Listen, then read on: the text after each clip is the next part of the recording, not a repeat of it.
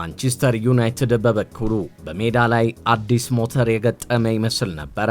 ቀያይ ሰይጣኖቹ በርካታ የኳስ ቁጥጥርን በአንፊልዳውያን ላይ መውሰድ ሲችሉ የተደራጀ የጨዋታ መንገድን መከተላቸው ብልጫው እንደሚገባቸው ያሳብቅ ነበር። ሆኖም ግን ማንቸስተር ዩናይትድ ከሊቨርፑል በአጥቂውም በአማካኝ ስፍራና በኳስ ነጣቂዎቹ ልቆ መገኘቱና የቡድን ሥራ ላይ አተኩሮ መስራቱ ማንቸስተር ዩናይትድ ሆኖ እንዲያመሽ አስችሎታል። ሚካኤል ካሪክ ቀያይ ሰይጣኖቹን ከነበሩበት የመሸነፍ መንገድ ወደ አሸናፊነት የመለሰበት መንገድና ለኮቢ ማይኖ ያለው የላቀ እምነቱ ቡድኑ ከቀን ቀን እንዲደምቅ አድርጎታል። በትናንቱ ጨዋታ ላይ ኮቢ ማይኖ ኳሶችን የሚነጥቅበት መንገድ የመሃል ሜዳው ሚዛኑ የተረጋጋ እንዲሆን በማስቻል ሲልቅ የፊት መስመሩ የሊቨርፑልን መረብ እንዲነቀንቅ ያደረጋቸው ተደጋጋሚ እንቅስቃሴዎቹ ማይኖ ገና በታላቅ ስኬት ከቀያይ ሰይጣኖቹ ጋር እንደሚደምቅና በርካታ ክብሮችን እንደሚላበስ አንዳች ጥርጥር የሌለው አቅሙ ይመሰክራል። ሌላኛው ድንቅ የዩናይትድ ባለውለታ ብሩኖ ፈርናንዴዝ በበኩሉ ከጨዋታ የሚያደርጋቸው የተሻሻሉና ለተቃራኒ ክለቦች ፈታኝ የሚባሉ እንቅስቃሴዎችን በመፍጠር ባለውለታነቱን በይበልጥ እየጨመረ መምጣቱ አንዱ የቀያይ ሰይጣኖቹ የአቅም መላቅ ተደርጎ ሲወሳም ወልቭስ የመጣው ብራዚላዊው ኮከብ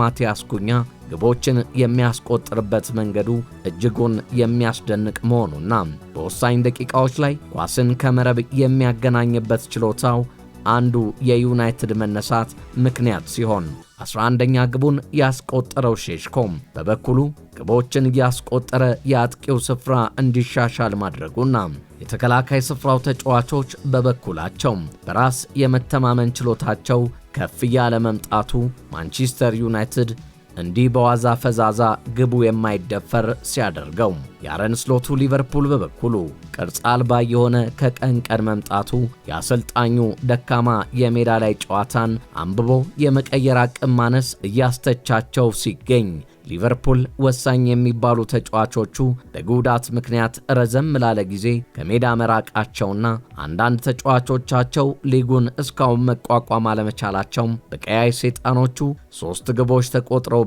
ተሸንፎ እንዲወጣ ተገዷል። ይህ ደግሞ ሚካኤል ካሪክ ማንቸስተር ዩናይትድ ለታላቁ የአውሮፓ መድረክ አበቃለት፣ አከተመለት፣ ለተሳትፎ አይደለም ለመውረድ እየተጫወተ ነው ሲሉ ለነበሩት ከአሞሪም ስንብት በኋላ በድንገት ተከስቶ ወደ ከፍታው መልሶ በቻምፒየንስ ሊጉ እንዲሳተፍ አስችሎታል። ይህ ተግባሩ ደግሞ ሚካኤል ካሪክ በተጫዋቾቻቸው ላይ ያለው ከፍ ያለ እምነት ለዚህ እንዳበቃው እየተነገረለት ይገኛል። የመጀመሪያውን ኳስ ለማንቸስተር ዩናይትድ በሊቨርፑል ላይ ያስቆጠረው ማቲያስ ኩኛ በበኩሉ ለቻምፒየንስ ሊግ ዋንጫ መፋለም አለብን ሲል ሐሳቡን ሰጥቷል። በቻምፒየንስ ሊግ መሳተፍ ብቻ ሳይሆን ለዋንጫ መፎካከር አለብን ሲል ማቲያስ ኩኛ ተናግሯል። ይሄ የመጀመሪያው እርምጃ ነው የሚለው ኩኛ በሚቀጥለው ዓመት የበለጠ ጠንካራ እንሆናለን ሲል ሐሳቡን ሰጥቷል። ወደዚህ ስንመጣ ክለቡ እንዴት ወደ ውጤት ይመለሳል የሚል ጥርጣሬ ነበር። የዚህ አካል በመሆኔ ደስተኛ ነኝ ሲል ሐሳቡን ሰጥቷል። ሌላኛው ጉዳይ ደግሞ ስንመለከት ማይክል ካሪክ በማንቸስተር ዩናይትድ ቤት በቋሚነት ወደ ሥራ ይመለሳል የሚለው ብዙዎችን እያነጋገረ ይገኛል። የማንቸስተር ዩናይትድ ተጫዋቾች አሰልጣኝ ማይክል ካሪክ በክለቡ እንዲቀጥል እንደሚፈልጉ ተናግረዋል። ፈርናንዴዝ ኩኛና ማጉዌርን ጨምሮ በርካታ ተጫዋቾች ካሪክ እንዲቀጥል እንደሚፈልጉ ለክለቡ ኃላፊዎች ማሳወቃቸው ተነግሯል። ኮቢ ማይኖ በበኩሉ በትናንት ዕለት በሰጠው አስተያየት ሁላችንም ለካሪክ ስንል ሜዳ ላይ ለመሞት ዝግጁ ነን ብሎ ነበር። አሰልጣኝ ማይክል ካሪክ የቋሚነት ቦታውን የሚያገኝበት እድል መጨመሩ ሲገለጽ፣ ነገር ግን ገና ከክለቡ ጋር ንግግር አለመጀመሩ ተጠቁሟል።